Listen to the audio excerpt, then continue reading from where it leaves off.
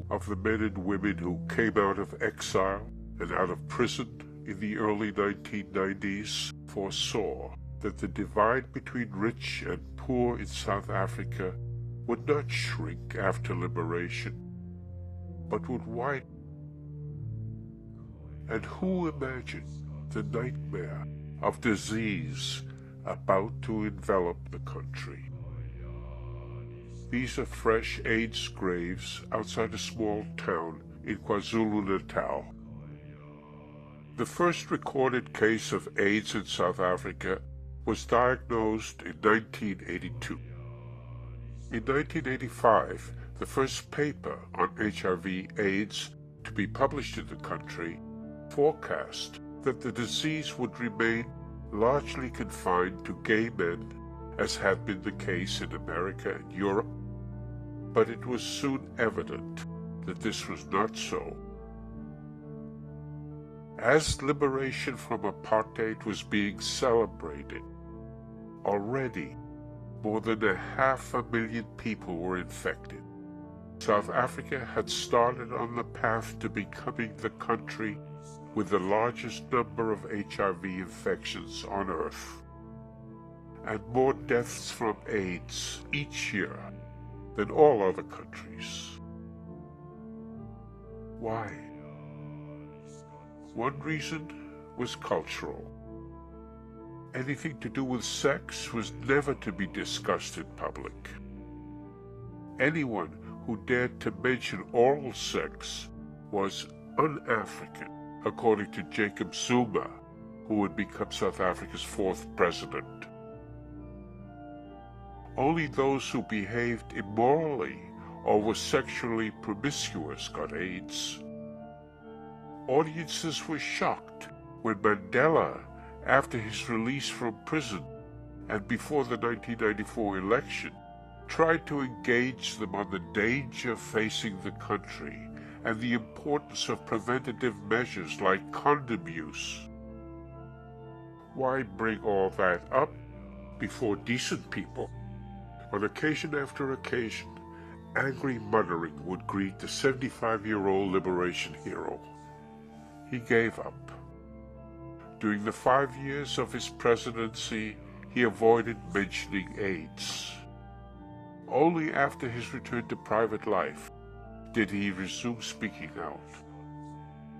Yet even as the realization spread that AIDS was striking and killing tens of thousands whom none could suspect of promiscuity, the death curve continued to climb.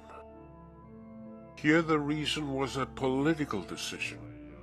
A decision by Thabo Mbeki, Mandela's successor as president, to not represent AIDS as the product of a virus, but as a disease caused by poverty. This represented a 180-degree turn from his starting position. At first, Mbeki accepted the scientific consensus that AIDS was caused by the human immunodeficiency virus. With President Mandela cowed by hostile audience reactions into virtually ignoring the disease, then Deputy President Mbeki stepped forward in support of the campaign against AIDS. He headed an interministerial committee to seek ways to mobilize against it. On October 9th, 1998, the future President of South Africa addressed his countrymen and women in a beautifully crafted speech on HIV/AIDS. Here are some extracts.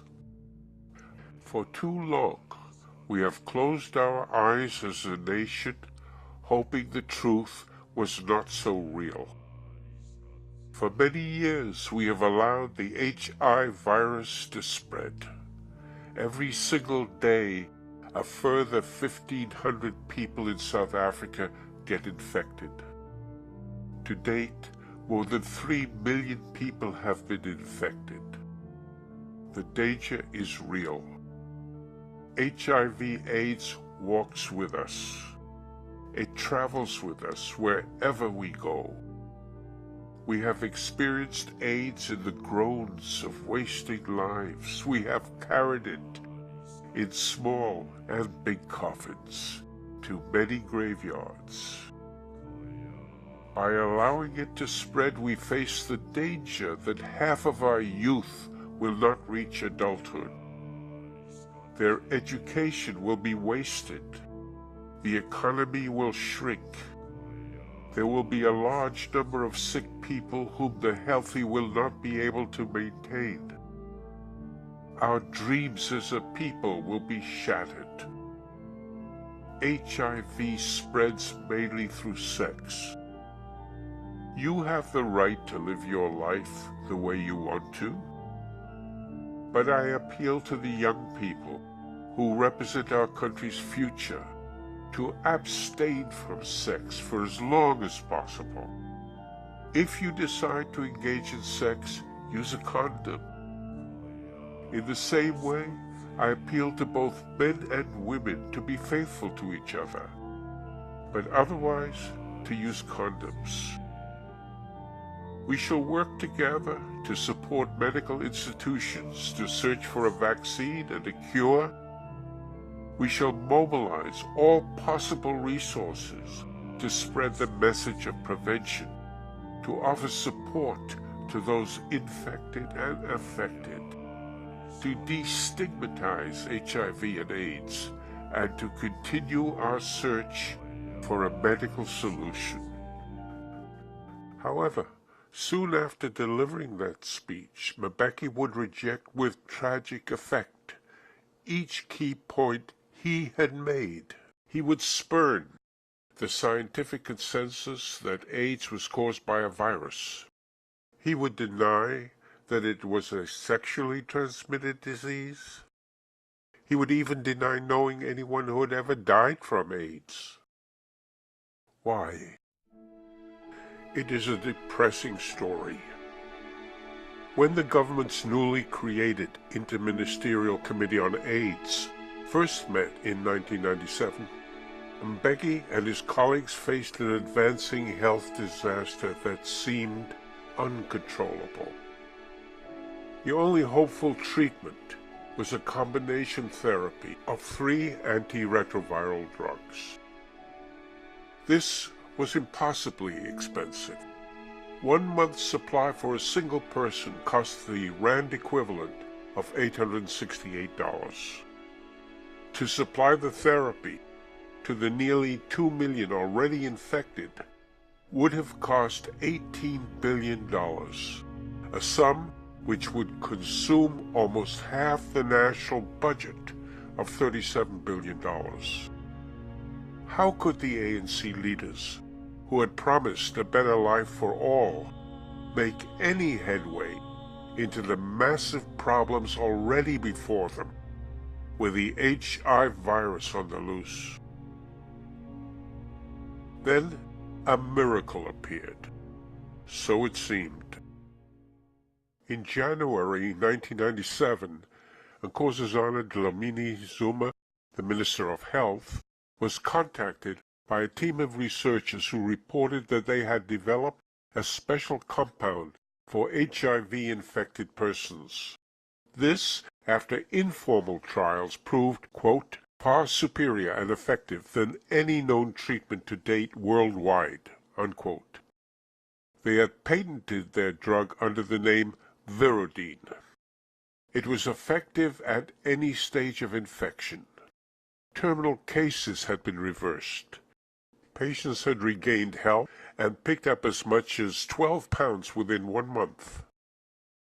The number of viruses dropped an average of 88.8%, while cells of the immune system increased an average of 73.4%. Side effects were minimal. After this amazing news was passed to him by the Minister of Health, Deputy President Mbeki arranged for the lead researcher, Olga Visser, a medical technician at the Pretoria Hospital, 2 University of Pretoria surgeons who had assisted her, and several of their patients to make a presentation to the cabinet. The ministers were told that Virodine appeared to reverse full-blown AIDS to HIV positive. The drug had completely destroyed HIV in a test tube. 3 more years of development could lead to a cure. The HIV/AIDS patients testified to their remarkable recovery. At the close of the presentation, the cabinet stood up in spontaneous applause. How unexpectedly did optimism and delight replace despair? A patient's month's supply of Viridine, the cabinet was told, could be had for between 80 and 160 rands, or $17 to $34. In other words, 1/50th, or at most 1/25th, the cost of the American drug AZT. To top this off, Viridine would be an African lifesaver made in South Africa by South African scientists under the sheltering wing of the first African National Congress government. The world's first heart transplant had been performed in South Africa in 1967. Viridine promised to prolong lives throughout the world, but in the tens of millions. And Cryopreservation Technologies, the company which Olga Visser and her businessman husband had formed to obtain the patent and to perfect and market the drug, was poised to earn billions for the country in foreign exchange. A health disaster that had threatened to deep six all hope and promise of a better life, instead seemed on the verge of generating waves of new tax revenues and the means to produce a better life for all. And as cryopreservation technologies would need more capital to meet the cost of human trials, large volume production, marketing, and distribution, here also were opportunities for investors close at hand, perhaps including the ruling ANC itself. In April 1997, Mbeki proclaimed the dawn of the African Renaissance. Those who have eyes to see, let them see. The African Renaissance is upon us. As we peer through the looking glass darkly, this may not be obvious, but it is upon us. Professor Peter Falb was head of the Medicines Control Council, South Africa's drug regulatory agency counterpart to the U.S. Food and Drug Administration. The first he heard about the cabinet presentation was 2 days later when he was contacted by a reporter. He soon learned that 11 infected volunteers had been administered Viridine without prior animal studies, indeed without any of the legally required protocols for administration of new drugs. Viridine now had to be submitted for analysis. After completing its study, the Control Council reported that the formula contains a highly toxic industrial solvent which may cause irreversible fatal liver damage. No antiviral action had been found. The cryopreservation technologies researchers had made numerous mistakes. Further testing of Viridine on human subjects in South Africa would not be permitted unless its safety and efficacy was proven. Despite the suspension of testing and news that the drug contained a toxic industrial solvent used in dry cleaning, government leaders were not prepared to fall again into the deep despondent from which they had just emerged. How could they ignore that with their own eyes they had seen people who should have been bedridden, wasting away, coughing and vomiting, instead, as Mbeki told the press, walking about perfectly all right? Not only had the researchers produced exciting results, Minister Dlamini Zuma added, their research also had implications for manufacturing at an affordable price. The researchers should receive government funding after certain technicalities are dealt with. Developments proceeded on several parallel tracks. On one, Chairman Folb was summoned to successive meetings with the health minister separately, with Mbeki alone, and with the deputy president and the Viridine researchers together, to see if the Medicines Control Council would not lift its ban on the drug. Minister Dlamini Zuma told the journalist, "It breaks my heart to see the number of letters I receive from patients who are dying, wanting Viridine to be administered to them. I often cry in my office as I feel powerless. I am, however, convinced that one day I will have an enabling law that will allow me to overrule the MCC." The Secretary General of the ANC held a press conference where he accused the MCC, the Medicine Control Council, of having ulterior motives in banning tests on Viridine, and implied that it was doing the bidding of foreign pharmaceutical manufacturers. Less than 3 weeks later, Folb was fired, and his two most senior staff were given the option of resignation with a severance package or being suspended and charged with misconduct. However, it transpired that Folb's replacement as chairman also refused to allow testing of the drug. Blocked in South Africa, the Viridine manufacturers sought permission from other countries to conduct clinical trials. But they lacked money for this, and were even about to miss the fee payments on their own patent. The physicists explained this in a fax to Mbeki, in which they requested his assistance. The upshot was that cryopreservation technologies was swallowed up in a new company, in which Olga Visser, her husband, and the other original investors retained a minority share. The identity of all majority owners and investors was kept hidden. If these included the ruling party or its officials, as suggested by various court documents made public, this would represent a conflict of interest, and that would help explain the government's long refusal to purchase and distribute antiretroviral drugs, which were being used effectively elsewhere. Despite the addition of funds, the Visser's application to run clinical trials in neighboring Botswana was turned down by its government. Not until September 2000, after Mbeki had succeeded Mandela as president, did the first and only stringent human trials begin. These were with 64 infected soldier volunteers at a military hospital in Tanzania. It would take 2 years of testing and analysis before the Tanzanian investigators were able to report the results of the first real scientific trial of Viridine on human subjects to the drug's promoters and to the South African government. While awaiting the results, the South African government refused to supply caregivers in its public health system with AZT, the leading antiretroviral drug. During these years, that is since March 1998, the American maker of AZT had been supplying it at 1/4 the developed world price to pregnant women in the Third World.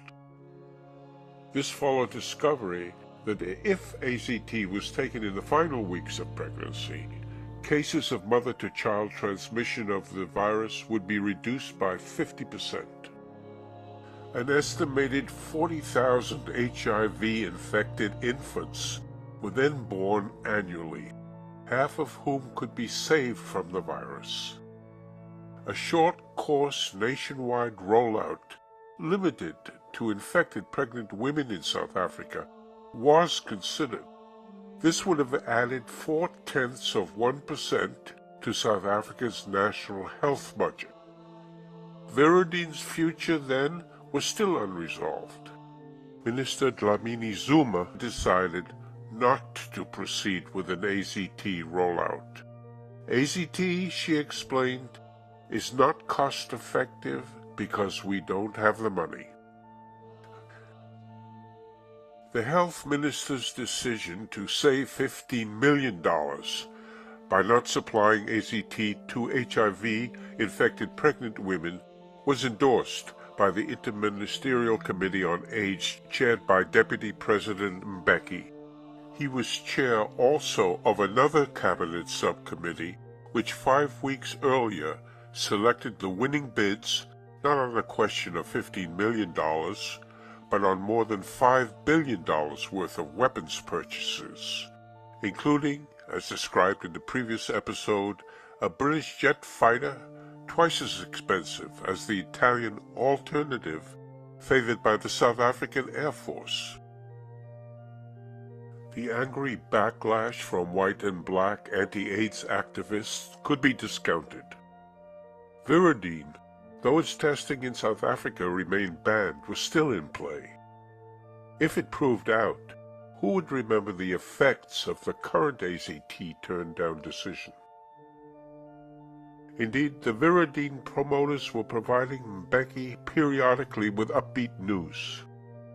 He had just received 2 letters from them. One letter reported that the Botswana cabinet was about to approve funding for formal human trials of Viridine. The second letter informed him that a toxicity study in Britain was nearing completion, quote, with excellent results and absolutely no toxicity at proposed levels of doses. Money to cover additional expenses for this study was requested from him in the letter. He had it sent. An effective and inexpensive treatment for HIV/AIDS coming from South Africa in the not-too-distant future would shame the government's critics and make the world take notice of leaders who had shepherded a miracle drug to success against homegrown opposition. Meanwhile, those who complained that a rollout of reduced-cost AZT would have only a minor impact on the budget didn't reckon on the full cost, according to Pogs Mankalana, Mbeki's spokesman. Cutting down on mother-to-child transmission, he explained to Science magazine, would increase the number of surviving orphans. That mother is going to die, he pointed out, and that HIV-negative child will be an orphan. That child must be brought up. Who is going to bring the child up? It's the state. The state. That's resources, you see.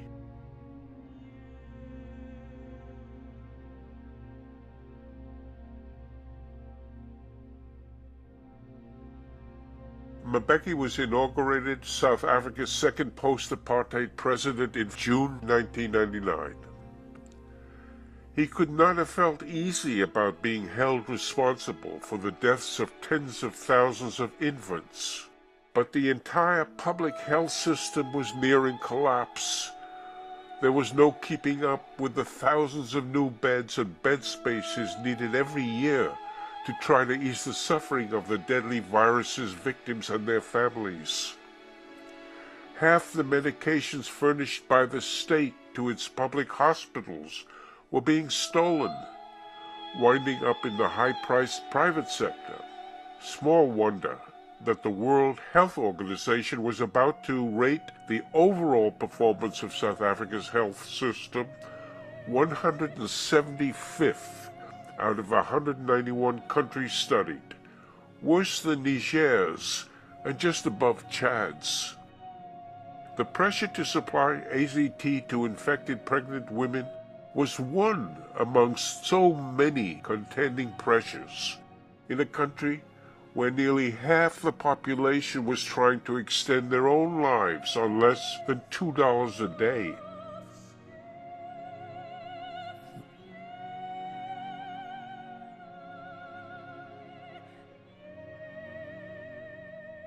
Then there were the pressures coming from the prosperous, from international and domestic markets to keep the state's budget deficit to within 3% of GDP, or face a rise in interest rates. Rising interest rates would subtract resources needed to ease other pressures. There was the budgetary strain of repaying more than $25 billion worth of foreign debt passed over from the apartheid regime, and the even larger apartheid-era debt owed to domestic creditors, none of whom needed a job, unlike millions of South Africans who would have been grateful to dig ditches if there had been enough money in the treasury to expand public works. The contentiousness of the political atmosphere in which South Africa's president had to operate is reflected in the fact that spokesman Mankalana felt obliged to spell out the ABCs of his boss's intentions. You know, Mbeki wants to wake up in the morning and see the South African economy grow. He wants to see jobs being created. He wants to see crime levels coming to zero. He wants to see lodgings of people improve. But it was hard to square refusal to spend the small amount required to prevent mother-to-child HIV transmission, even if larger sums would then be needed to care for HIV-negative orphans, with a decision to spend billions on weapons purchases. Even weapon types costlier by far than the types the military chiefs themselves preferred. Mbeki couldn't acknowledge that his arms deals were undertaken not because the apartheid regime had left South Africa inadequately armed, but because his political interests seemed to require them. He was not a popular leader, like Mandela. He had not suffered imprisonment. He had not been a street fighter for liberation within the country, nor an armed combatant or military leader in exile. He had gone to college in Britain, studied economics, learned to smoke a pipe, became, some snickered, an impimpi, a black Englishman in tweeds. His use of words like paradigm with interviewers seemed designed to establish his intellectual heft, but made many of his countrymen scratch their heads. Oliver Tambo, the ANC president in exile, had selected him as an advisor and speechwriter. He had gained stature independently for his effectiveness in persuading colleagues at all levels of the ANC to abandon their impossible dream of ousting the apartheid regime militarily, instead to enter into talks with it. The policy direction in which he had set the country after liberation, even though Mandela nominally was president, was not popular. During the years of his exile, he had seen the unpleasant, sometimes cruel fates that befell leaders who tried to deal with desperate poverty in their countries by spending and borrowing until they could borrow no more. He would avoid that fate. South Africa would not fall, like many other countries had, under the control of the foreign bankers of the International Monetary Fund. Spending would be aligned closely to revenues. But he would not boost revenues by increasing personal and corporate income tax rates, despite the fact that such increases would have fallen mainly on whites whose prosperity came from decades of racial exploitation and repression. Instead, to encourage foreign investment and discourage more flight from the country of experienced businessmen along with skilled white workers and professionals, both corporate and personal income tax rates were lowered. This and similar policies enraged many within the ANC. Even his father, Govan Mbeki, a communist liberation hero who had been sentenced together with Mandela to life imprisonment for terrorism and treason, saw fit to demean him. charging that his son had rolled over. Of all the arrows fired at him, probably this was the most cutting. Why did Mbeki decide or agree to spend billions to buy weapons, deals that had a negative impact on economic growth, like pouring money into the ground that could have been invested in infrastructure and education and health? Certainly, the weapons purchases were not designed to enhance his personal popularity nor answer any realistic national security need. Then why? Perhaps because his most pressing need was to keep key supporters from wavering. While in the UK, Mbeki had learned that cash flows emanating from international arms deals were two-directional. Billions to the arms manufacturers, millions flowing back to the deal makers.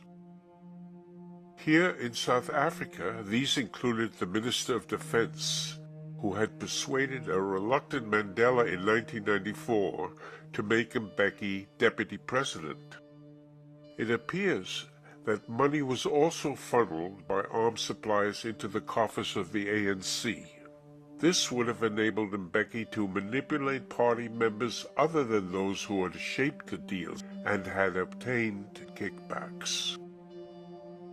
Small wonder that Mandela stayed in the background while the arms deals were arranged and while AZT was withheld from infected pregnant women who were dependent on the public health system. As for Mbeki, he was trying to steer forward a country so riven between wealth and poverty, and between satisfaction and envy and anger as South Africa continued to be after apartheid ended. It obliged him to shift off course and buy economically useless, expensive objects simply to remain at the wheel. His hope that Virodene might rescue his country and wipe away his own problems dimmed, as the government of Botswana decided not to fund clinical trials of the drug. He was left with his decision on AZT. It did not sit lightly on him. The press, the opposition Democratic Alliance Party, and anti-AIDS activists of the newly formed Treatment Action Committee kept what he had done before the public. He could not put it out of mind. Then, just before his inauguration as president, he was pointed down a path which he continued thereafter to follow eagerly. Suddenly being presented to him was a whole body of work to be explored. Books, articles in scientific journals, and on the internet, whose authors were united in denying that the HIV virus was the cause of AIDS. And to his immediate relief, that AZT was not an effective treatment for the disease, but a dangerous toxin, harmful to health, itself capable of causing AIDS. The authors were scientists and physicians in the US, Germany, Italy, Australia, and ethicists and journalists. Among the Americans were renowned scientists like Peter Duisberg, professor of molecular and cell biology at the University of California, Berkeley, the biochemist David Rasnick, the biologist Lynn Margulis, Kary Mullis, winner of the Nobel Prize in Chemistry, and others. Mbeki wasted little time contacting several of them by phone and email, then in person, after having the government bring many of them to South Africa. They confirmed what he had been reading, that AIDS was neither sexually transmitted nor contagious. AIDS was nothing but a new name for diseases caused by malnutrition, poor sanitation, bad water, parasites, and other conditions affecting the poor. These were the conditions that suppressed the immune system, not the misnamed human immunodeficiency virus. HIV was a harmless passenger virus, like many others in the body. If HIV caused disease, it would produce symptoms specific to it, like other infectious agents. The chickenpox virus didn't cause dementia, it caused the chickenpox. The flu virus didn't cause cervical cancer, it caused the flu. HIV had no symptoms of its own. Antiretroviral drugs didn't help patients, they often wrecked their immune systems. He was now able to inform Parliament that while many were demanding that the government make AZT available in the public health system, it had been brought to the government's attention that lawsuits were pending against AZT's makers in the US and the UK, alleging that the drug was harmful to health, and that it would be irresponsible for the government not to heed dire warnings which medical researchers had been making. He knew he would be attacked. But against the backdrop of the arms deal, it seemed less stressful to announce that AZT was turned down because of safety concerns than because of cost. He was careful not to open himself to more criticism by volunteering that the scientific consensus that HIV caused AIDS was wrong. This would have brought demands to account for the extensive evidence that had led to the consensus.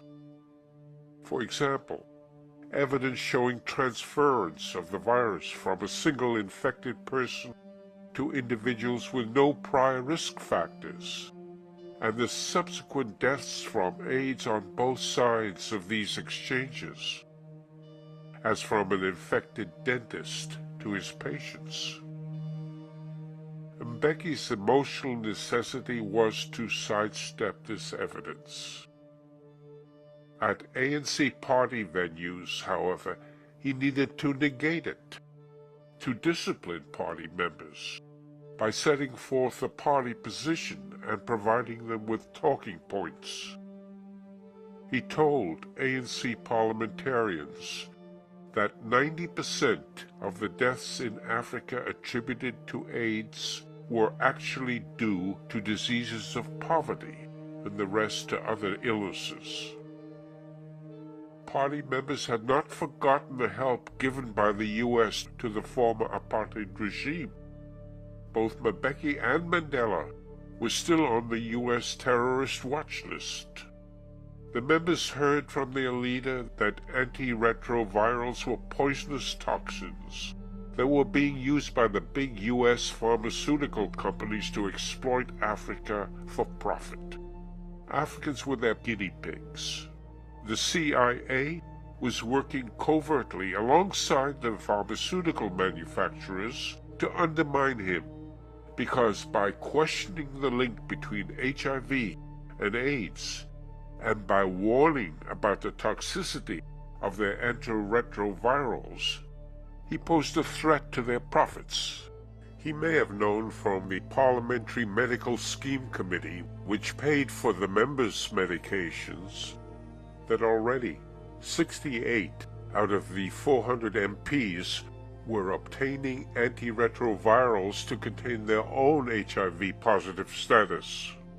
Nevertheless, they wouldn't dare to challenge him because South Africa's system of proportional representation gave party leaders the power to choose which party members would appear on the party's list for election, even the power to expel and switch list members in and out of Parliament at will. The solid backing of the ANC top leadership for Mbeki's position on AIDS, however, began to fray as he was about to succeed Mandela as president. At a meeting on AIDS 3 months before the switch, Mandela apologized for his long silence on the subject. Once out of office, he went further.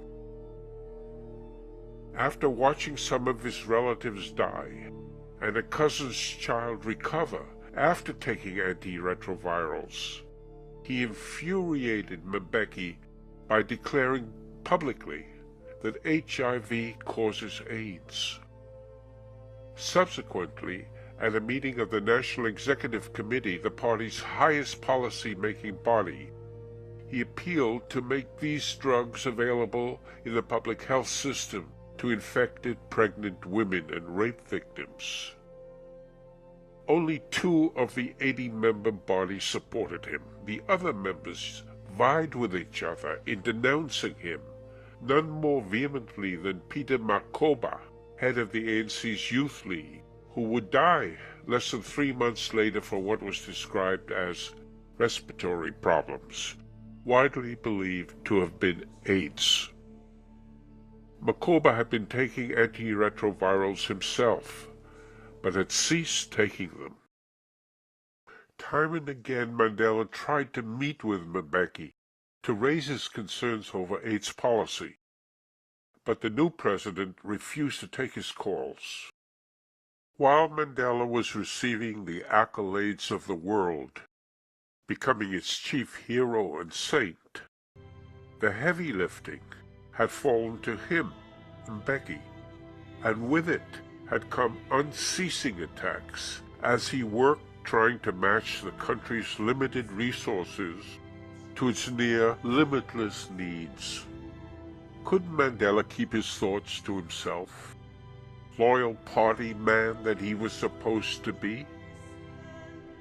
Mbeki tried to enlist the immunologist and physician William Makoba on his side.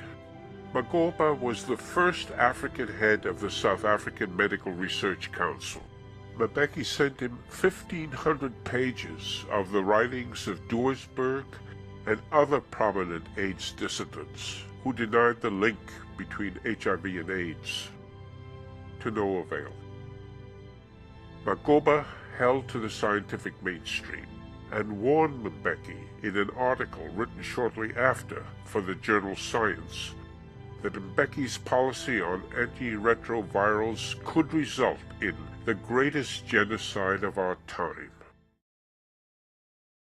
Fresh concerns had separated Mbeki and his cabinet colleagues from their initial, unquestioning acceptance of the scientific consensus on the connection between HIV and AIDS and on the benefit of antiretroviral treatment. Infected pregnant women, they were learning, were but the tip of an iceberg of treatment cost, which would wreck the government's policy of economic austerity and cut deeply into or render impossible all poverty relief programs. The costs of antiretroviral treatment would not be a one-time outlay. They would have to be borne for each infected person's lifetime, multiplied by the ever-rising number of the infected.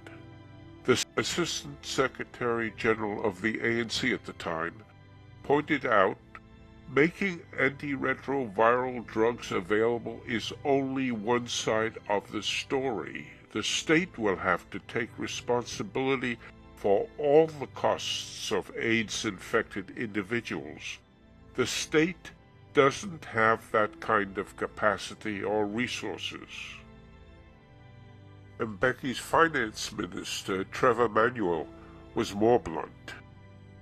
The rhetoric about the effectiveness of antiretrovirals is a lot of voodoo, and buying them would be a waste of limited resources. Manuel, as we have seen, had been imprisoned repeatedly in the fight to liberate the country from apartheid. He had won international recognition for his achievements as finance minister, leading to his appointment to the governing boards of both the World Bank and the International Monetary Fund. He lined up solidly with Mbeki, remarking at a closed hearing of a committee that investigated the feasibility of a basic income grant, "It does not make financial sense to spend money on people dying anyway, who are not even productive in the first place." This sounds terrible, But the arithmetic Mbeki, Manuel, and their cabinet colleagues faced is stunning. In 2000, 1 year into their administration, separating out pregnant women with HIV depended on the public health system to whom they had denied the relatively inexpensive short-course antiretroviral treatment. That is, counting only the other more than 4 million HIV-positive South Africans. The cost per patient, $10,400, to provide each of the 4 million with a single year's supply of the then most effective triple drug combination, would have totaled $41 billion. That is, more than the entire national budget. One medication set for just 1 year. Impossible. And this sum didn't include hospital and other costs of care. Societies have deliberately risked the health and lives of some members for the benefit of the rest, in peacetime as well as in wartime, without exception. Although South Africa's government didn't have enough money to buy all the HIV medications needed, there would have been enough to prolong some lives. Cemeteries were filling up with great speed, yet the state's leaders decided, with no prospect of an external threat, to spend billions to add to existing stores of armaments. Stores which included brand new Cheetah C jet fighters, some still in their crates. Costs, therefore, couldn't be maintained by Mbeki as the reason why anti-HIV drugs were not to be provided to poor citizens who couldn't afford to seek treatment outside the public health system. He couldn't explain that kickbacks funneled by foreign arms manufacturers to the party treasury, which he controlled, and to the private accounts of key supporters, like the Minister of Defense, assuring that their support would not waver as he came under mounting attack for a multitude of reasons, from the opposition parties, from most of the press, from healthcare workers and AIDS activists, even from the ANC's own alliance partners, the Congress of South African Trade Unions and the Communist Party. The AIDS dissidents offered a way out. Antiretroviral drugs were being withheld because, as these prominent scientists, including a Nobel Prize winner, insisted, these drugs were not safe, and they were inappropriate, because AIDS wasn't caused by a virus. But it was embarrassingly difficult to stick to this position. If AIDS was mainly a disease caused by the circumstances of poverty, critics demanded, why were HIV rates lower and AIDS deaths fewer in poorer African countries, where the poor went without child support and other government payments that were provided to South Africa's poor? And if poverty, and not the HIV virus, was the real killer, why were numbers of well-off South Africans, including a prince and princess of the Zulu royal family, also dying of AIDS? Even a close relative and friends of Mbeki were brought down. Even his own spokesman, Parks Mankalana, had loyally bought into his boss's stance on AIDS. A few months before his own death, he declared that Mbeki would consign to the dustbins a declaration by 5,000 doctors and scientists that HIV is the cause of AIDS. Reports that he himself had become HIV positive began to circulate in 2000 after he had undergone obligatory blood tests in the course of paternity suits brought by 2 women. Mbeki visited him several times as his illness progressed. The last visit, occurring 30 hours before the 36-year-old died, left the president in a state of deep shock, the press was told. Mbeki advised ANC party members that Mankalana had died because he had been persuaded by AIDS doctors into consuming antiretrovirals. Mbeki knew that AIDS deaths had been brought down sharply in the developed world after the triple combination antiretroviral medication was introduced there. This must have added to his disquiet as he prepared for a state visit to the U.S., where he knew a most unpleasant reputation had preceded him.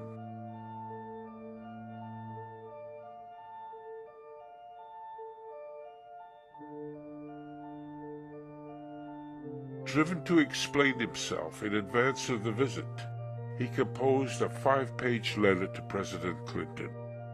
When Clinton read the letter, he thought it must be a hoax. He sent it to the State Department, requesting verification of the signature, a question then taken up by the embassy in Pretoria. The letter begins with a long series of short paragraphs on the, quote, work we are doing to respond to the HIV/AIDS epidemic.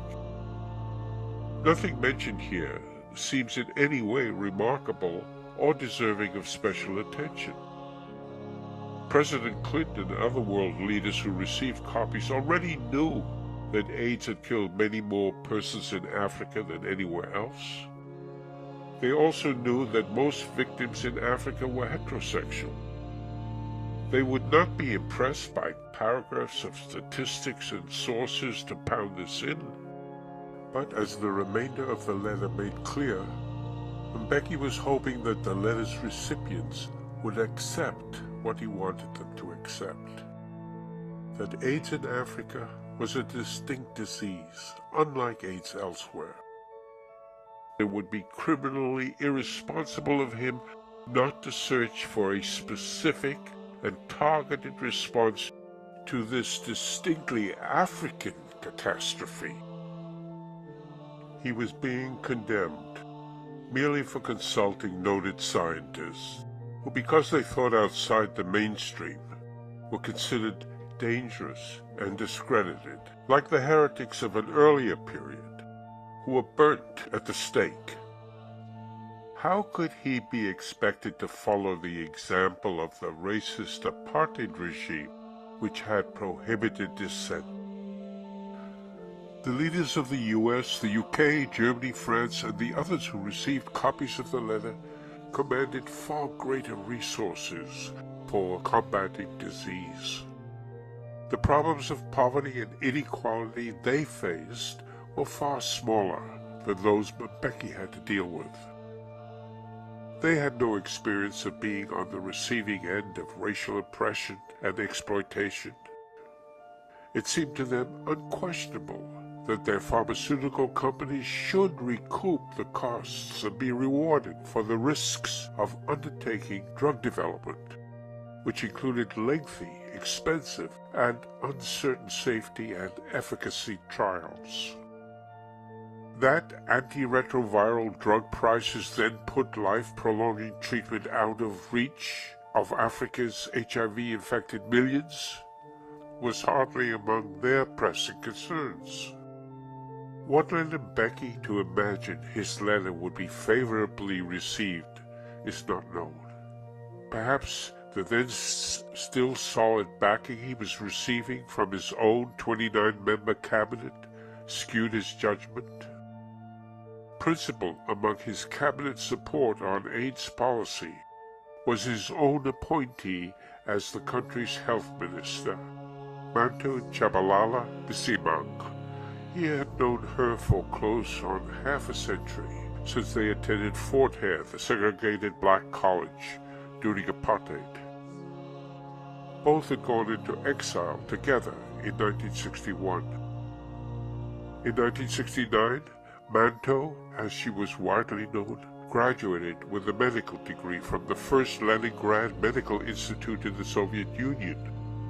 3 years later, she achieved a diploma in obstetrics and gynecology from the Medical School of the University of Dar es Salaam in Tanzania, and then went on to earn a master's degree in public health from the University of Antwerp in Belgium. She founded the ANC's health department in exile and engaged pre-1994 in planning the movement's attack on AIDS once liberation was achieved, never questioning then that it was a viral disease.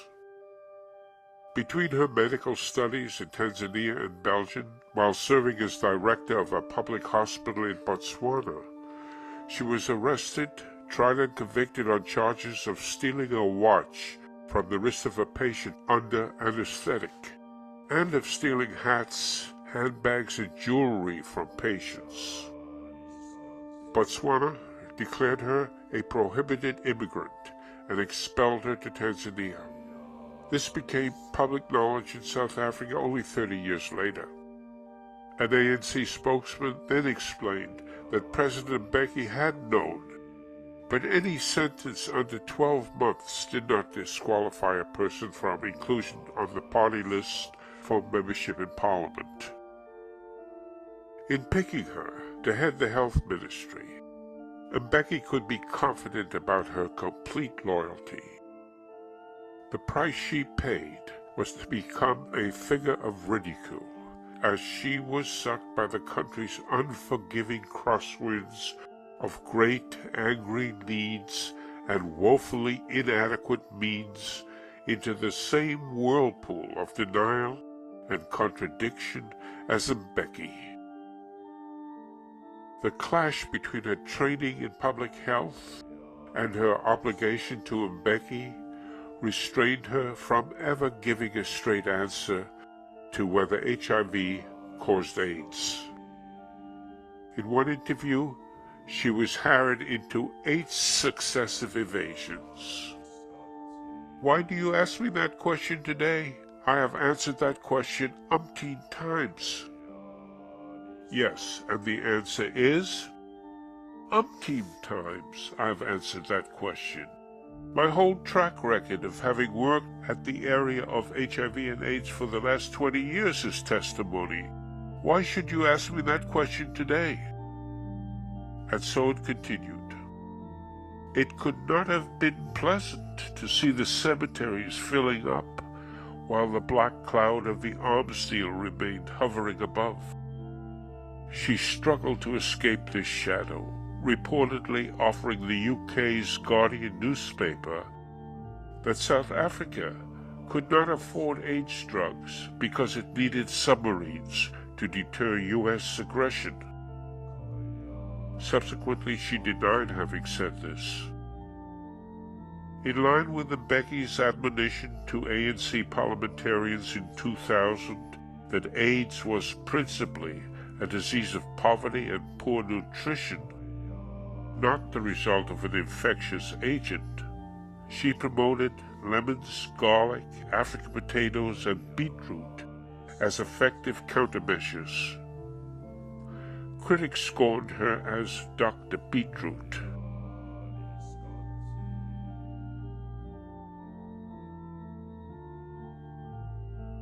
Simultaneously, she claimed credit for recruiting sangomas, traditional healers, to help combat HIV/AIDS in rural areas by distributing condoms, thus ensnaring herself in the same web of contradiction as Mbeki. He, in his letter to President Clinton and other world leaders, had written, "An important part of the campaign that we are conducting seeks to encourage safe sex and the use of condoms."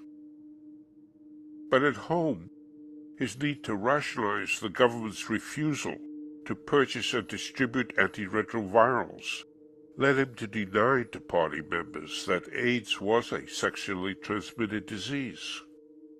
The false claim, he told them, that it was sexually transmitted was being promoted by racists anxious to spread the stereotype that Africans were primitives, devoted to the sin of lust, who engaged in irresponsible sex with multiple partners. With this the country's leaders' view, condom distribution efforts and safe sex billboards could only spread confusion. The 3 countries worldwide with even higher HIV/AIDS prevalence rates than South Africa, were its immediate neighbors, Swaziland, Botswana, and Lesotho. Their leaders accepted that HIV led to AIDS. Botswana became the first African country to seek to provide antiretrovirals to all its infected citizens. "We are threatened with extinction," the president of Botswana, Festus Mogae, told the UN General Assembly. He and other leaders must have learned that Mbeki had disparaged Africans who accepted mainstream scientific thinking about AIDS as self-repressed victims of a slave mentality. Try as they might, it seemed that each successive attempt by Mbeki and his health minister to overcome a problem added another. This became evident once more in the wake of the announcement in July 2000 by the German pharmaceutical company Boehringer Ingelheim that it was prepared to supply its antiretroviral drug, nevirapine, to the government for distribution to all HIV-infected pregnant women for 5 years at no charge. Recall that 2 years earlier, when the American pharmaceutical company GlaxoSmithKline had offered to supply AZT to HIV-infected pregnant women at a reduced price, a price which would have added 0.4% to the national budget. That offer had been turned down by then Health Minister Nkosazana Dlamini-Zuma, citing cost. Cost couldn't be cited with respect to the nevirapine offer. Dlamini-Zuma's successor as health minister, Dr. Manto Tshabalala Msimang, nevertheless rejected the offer. She explained that the drug would first have to be submitted for local testing, which would take 5 years. Despite it having already been cleared by the World Health Organization and the U.S.'s Food and Drug Administration, and had already proved its effectiveness in several countries. But whether brand-name antiretrovirals were offered at a reduced price for infected pregnant women, as had happened 2 years earlier, or, as in 2000, for free, the same objections applied. After their unmarried mothers succumbed to AIDS, the HIV-free newborns and infants would be orphans. They would have to be raised at state expense. But if mother-to-child transmission were allowed to occur and the babies died, this expense of caring for orphans would be avoided, allowing more of the government's limited poverty relief resources to be channeled to its productive and vocal constituents. Also, as previously mentioned, the first clinical trial of Viridine was about to begin at a military hospital in Tanzania. If the drug proved to be efficacious, the financial investment made in it by the ANC and party supporters would garner huge rewards. Cheap, effective Viridine would sink the expensive antiretroviral competition. South Africa's leaders, whose support for the drug's testing in the face of successive discouragements had remained unwavering, would be hailed as far-seeing benefactors of tens of millions throughout the world. Memories of the many thousands of newborns who died after their mothers were denied free nevirapine in South Africa would be eclipsed. Meanwhile, the pressure build-up against the government's decision to turn down free nevirapine was inescapable. The Archbishop of Cape Town, Njongonkulu Ndungane, a former political prisoner on Robben Island, denounced the government's refusal to use the opportunity to curtail mother-to-child transmission as serious a crime against humanity as apartheid.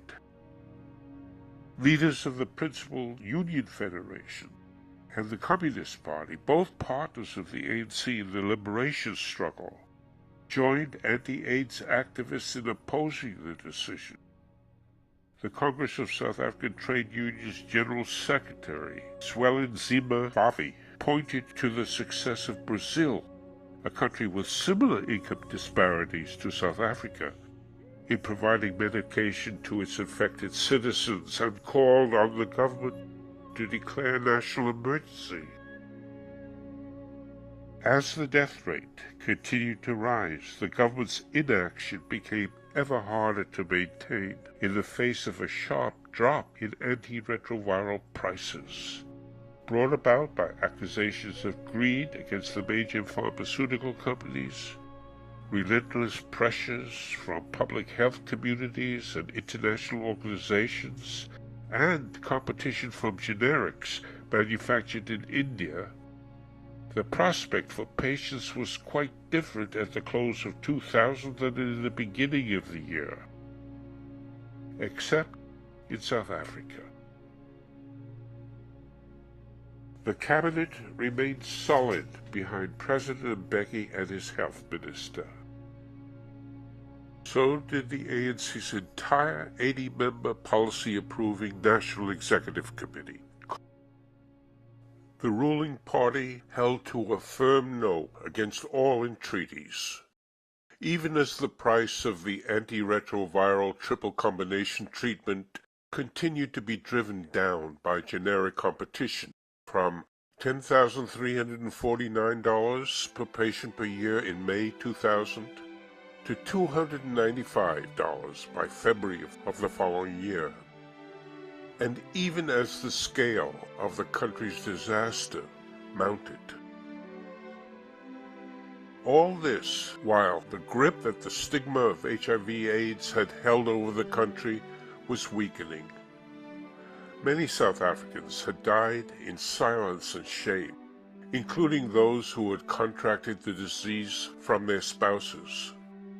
Gugu Dlamini, a poor woman and anti-AIDS activist, was stoned to death in 1998 after she disclosed her HIV-positive status on the radio because, as some of her assailants were heard to say, her disclosure shamed their township.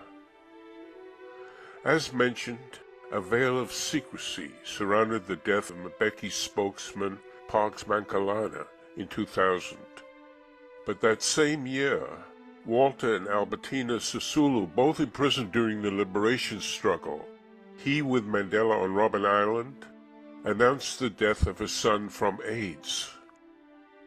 In 2004, Mangosuthu Buthelezi, the uncle of the Zulu king, and for decades one of the most important South African politicians, announced the deaths from AIDS of his son and daughter, a prince and princess, and spoke about the devastation the disease has caused within the family circle.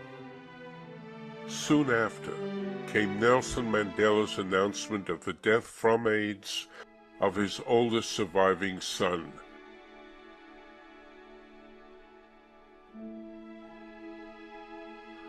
Thus, by actions taken by persons both high and low, the stubborn taboo surrounding the disease was weakened, together with the claim that AIDS was a disease of poverty and poor nutrition.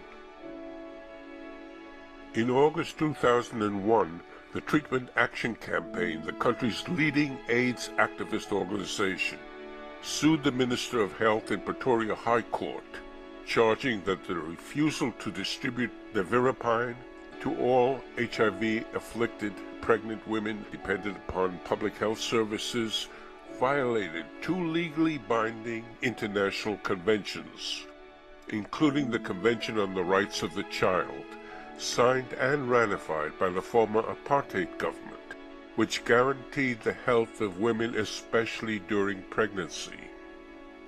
When the judge ruled against the Minister of Health, her colleague, the Minister of Justice, announced that the judge's ruling to distribute the drug would not be enforced. Instead, the ruling would be appealed to the Constitutional Court, South Africa's Supreme Court. The first break in cabinet unity came in February 2002. It was made by Home Affairs Minister Buthelezi. This was 2 years before the death of 2 of his own children from AIDS. After years of seeing his home province, KwaZulu-Natal, suffering the worst of the health disaster laying waste to the country, he was no longer willing to remain silent nor accept his colleagues' policy of inaction and obstruction. He told Parliament that KwaZulu-Natal would, quote, ensure that children are not born with a death sentence. He instructed the province's premier to offer nevirapine to all HIV-positive pregnant women there. A month later, the ANC National Executive Committee met to support Mbeki's opposition to the provision of antiretrovirals. The party's leaders reaffirmed government policy to not offer nevirapine through the public health system to HIV-infected pregnant women, and not to provide the drug to rape victims, nor to healthcare workers who had sustained accidental needle prick injuries. South Africa, the committee declared, would not be stampeded into precipitate action by pseudoscience, an uncaring drive for profits, or an opportunistic clamor for cheap popularity. Just days later, Mbeki received the results of the long-awaited study of administering Viridine to HIV-positive Tanzanian soldiers. The news must have come as a crushing disappointment. Viridine was no cure for HIV/AIDS. It had no effect on the HIV virus. The news would get out, together with the reports about the millions of rands channeled to fund Viridine's trials, while so many were refused effective treatment and left to die. In the hope of limiting the political damage and warned by the finance minister and the governor of the South African Reserve Bank that the growing international notoriety of the government's AIDS policy was showing signs of depressing foreign investment, Mbeki led the cabinet into an abrupt policy reversal towards antiretroviral drugs. Not only would nevirapine be provided through the public health system to all HIV-positive pregnant women, as the High Court of Pretoria had instructed, also antiretrovirals would be made available to rape victims and accidentally infected nurses and other health workers. 3 months later, the Constitutional Court, as the government anticipated, upheld the Pretoria High Court's order to provide nevirapine immediately. But distribution of the drug did not begin for another 2 years, not until a couple of weeks before voters went to the polls for the April 2004 national election. The ANC would again win a huge majority, allowing Mbeki to begin his second term as president. 4 months later, the health minister announced that the government would not meet its target to supply antiretrovirals to but 53,000 persons by 2005. There were then more than 4 million South Africans infected, more than 1 person out of every 10. The price of a patient's annual supply of the needed drugs had fallen to less than $200. This, though, in a country where millions were trying to live on less than $2 a day. Mbeki had staked his reputation on the idea that the current HIV/AIDS drugs were dangerous toxins, doing more harm than good. Efforts to correct him failed. His response to the prevailing scientific consensus was that the scientific consensus had once existed over the use of the morning sickness pill, thalidomide, with deadly results. But he had been forced to compromise. Nevirapine was being offered in a limited way through the Public Health Service. And compromise also was the picture Health Minister Manto Tshabalala Msimang presented of South Africa's policy at the World's AIDS Conference in Toronto in August 2006. The official South African stand set out condoms and antiretrovirals, but also predominantly displayed lemons and garlic as ways to deal with AIDS. At the start of the conference, the display had also included apples, nectarines, and grapes, but these were quickly eaten by passing delegates. South African government policy was castigated once again, as sharply as during the apartheid era. The following month, while Mbeki attended the UN General Assembly, anger at his health minister bubbled up in the cabinet itself. Her foot-dragging on antiretroviral distribution was attacked by the Minister of Social Development, Zolas Gwewiya. It was his department that was responsible, among its many other tasks, for seeking adoptions and arranging foster care for the rapidly increasing number of AIDS orphans, often sets of siblings. The following month, the stressed-out health minister was hospitalized, soon followed by readmission for a liver transplant, the result reportedly of years of heavy drinking. Mbeki placed HIV/AIDS policy administration with the deputy president, Phumzile Mlambo Ngcuka, who leaned on her personal friend, the deputy health minister, Naziswe Madlala Rutledge. Both women made no bones about attributing AIDS to HIV. Both considered antiretrovirals the only effective treatment. For a short while, the government was able to pursue a more aggressive drug therapy program for AIDS patients. But Madlala Rutledge didn't last in the health department. Among her political indiscretions was to describe AIDS denialism as existing at the very highest levels. Her firing by Mbeki in August 2007 set off nationwide protests. 3 months later, Mbeki himself was removed by the ANC as the party leader, and less than a year after that, before completing his second term in office, he was forced to resign as President of South Africa. Average life expectancy in South Africa, after rising steadily for more than 30 years, began to fall before apartheid ended. It dropped 9 months in every year of the Mandela and Mbeki presidencies.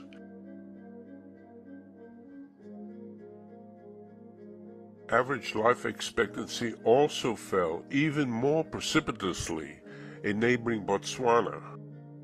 But Botswana's government began distributing antiretrovirals in 2002, 2 years before South Africa did. By 2005, only 15% of those needing antiretroviral treatment in Botswana were not yet receiving it, while 77% in South Africa were not receiving treatment.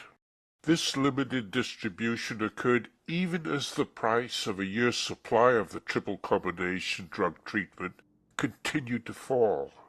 More than $10,000 per person in the first half of 2000, the cost had dropped to $64 during Mbeki's last year in office.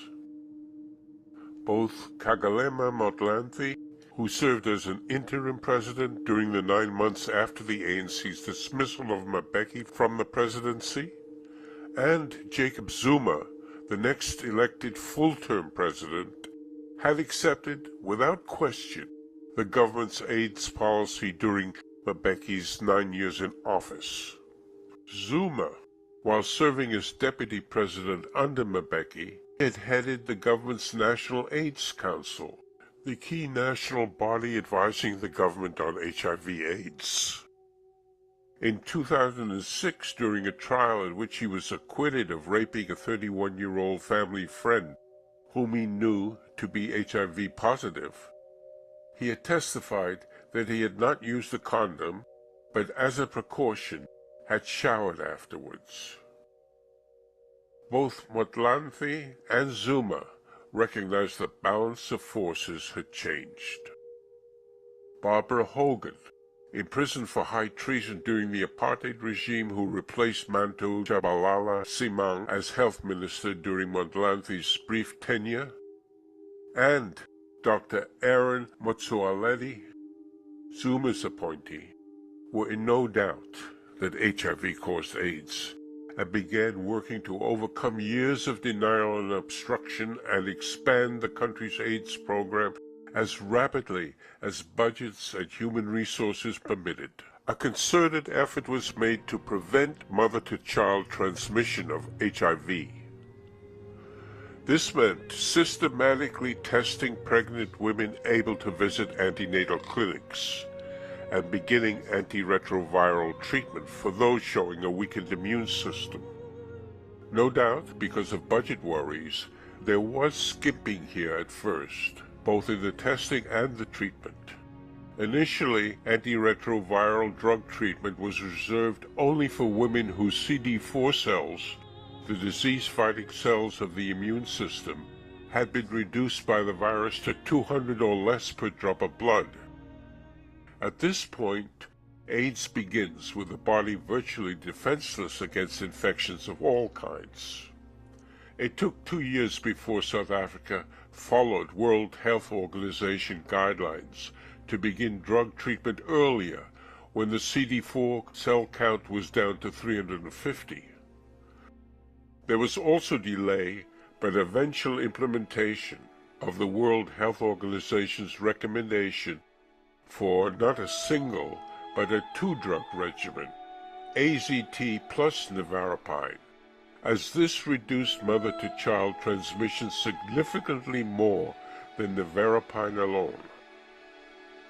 Preventing mother-to-child transmission through birth wouldn't end the danger for newborns and infants. Breastfeeding by infected mothers could undo all the good done by the drug treatments during pregnancy and delivery.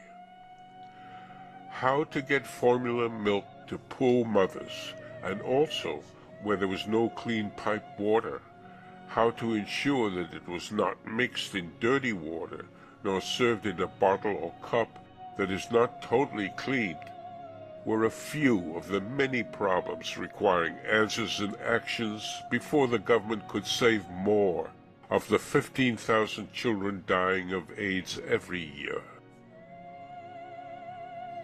By early 2012, AIDS in South Africa had claimed an estimated 2.8 million lives of all ages. So much more to be done, with no apparent endpoint. Testing.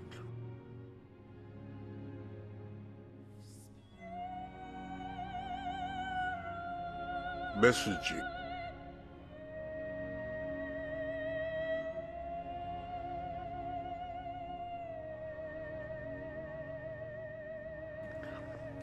Treating.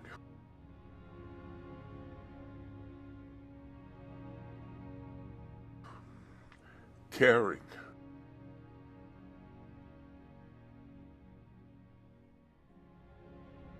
Every year, 500,000 newly infected adults.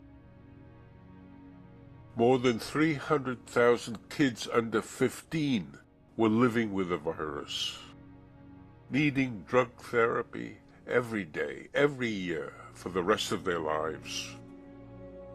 Already, more than 2 million children without parents. Some more fortunate than others. What lay in store for them? What would become of South Africa when they were grown? Would the country's huge crime problem become more destructive? 1/10 of the largest employee group in the country, the public sector workforce, teachers, nurses, police, city engineers, railway workers, and others, have become infected. When the government moved to bring a bit more relief to the poorest families by raising to 18 the age at which a child living at home could be claimed for the child support grant, the money to fund this meant less money to slow the spread of HIV infections in the prisons and among commercial sex workers. There were many such trade-offs. The HIV virus had become entrenched in the country. There is yet no vaccine and no cure. Enabling people infected with the virus to live longer as a result of treatment with antiretrovirals also means that the virus lives longer, and so has additional opportunities to infect others. By 2012, South Africa had 5.7 million infected with HIV, including this mother and her child, more than any other nation. 1.8 million of them had then been brought into a treatment program, also more than in any other nation. However, an additional 5 million are expected to become infected during the next 20 years, even if the nation more than doubles its already substantial financing for treatment and prevention, according to a study by the country's leading advisory body on AIDS policy. Nearly doubling the pool of persons from which the virus can spread is a terrible prospect. But merely to keep the new infections from not exceeding the projected 5 million mark will require an expenditure of $5.1 billion during each of the next 20 years. $3 billion more every year than the $2.1 billion currently being spent on AIDS programs. The deputy chairman of the South African National AIDS Council, a group made up of leaders from government and civil society, said he did not know where any extra financing would come from. "I think the budget is strained already," he said. Who could have imagined less than a generation back, when the darkness of centuries of racial oppression lifted, the horror that lay ahead? And yet, there was more.